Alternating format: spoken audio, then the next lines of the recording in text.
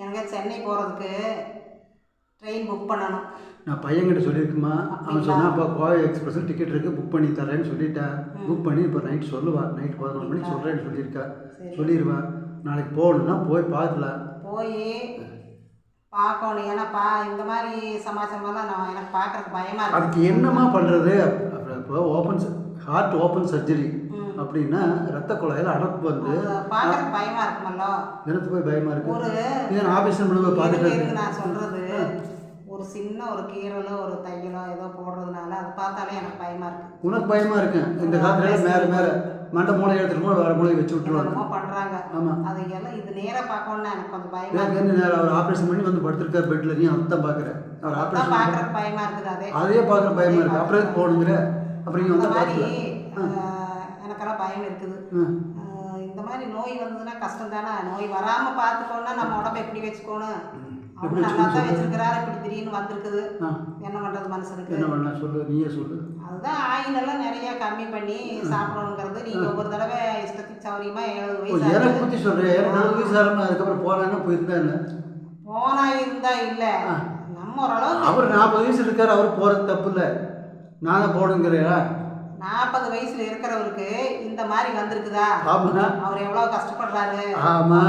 அது அவங்க சம்சாரம், அவங்க பையன், ஒரே பையன், அவங்க எல்லாமே காரியம் நான் முடிஞ்சது. நான் அதனால சொல்றேன், வேற காரியமா முடிச்சுட்டேன்ல. உங்களுக்கு முடிஞ்சாரு.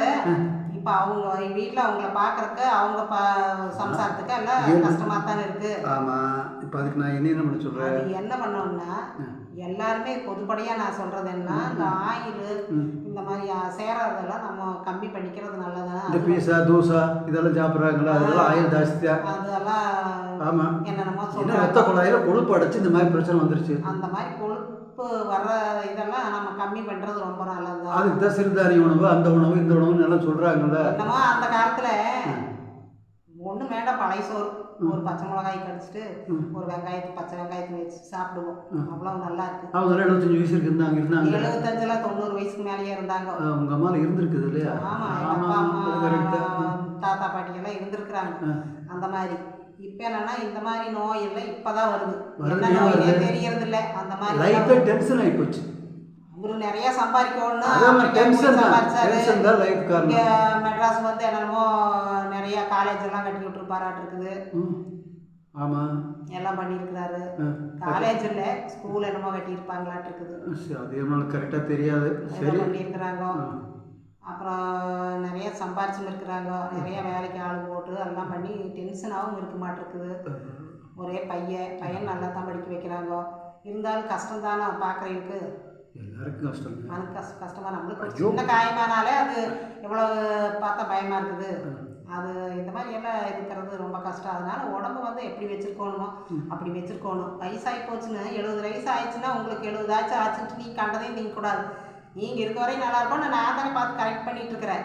அது நீங்கள் கண்டதை தின்னீங்கன்னா நானும் வெளியே போனேன், எதையுமே ஒரு சரி பண்ண மாட்டேன். அப்படியெல்லாம் பண்ணக்கூடாது அப்படிங்கிற. கல்யாணம் வீட்டுக்கு போனாலும் சரி, கருமாதி வீட்டுக்கு போனாலும் சரி, கிடைச்சா சாப்பிட்டு வந்துருக்கேன். ஒரு நாள் சாப்பிட்றீங்க, அது பிரச்சனை இல்லை. சரி சரி சரி. தினம் ஆயில் சம்மந்தமாக நிறைய சாப்பிடக்கூடாது அப்படிங்கிறேன். அப்படியா? சரிம்மா. எது சரின்னு கேட்டு மனுஷன் இருந்துட்டா பரவாயில்ல. ஏட்டிக்கு போட்டி பண்ணினா ஒன்றும் பண்ண முடியாது. நான் போய் சேரேன்னு பண்ணால் ஒன்றும் பண்ண முடியாது. இருக்கணும் அப்படிங்கிறது தான். இருந்து நம்ம என்ன சாதிக்க போகிறோம்? சாதிக்கணும். சாதிக்கணும்.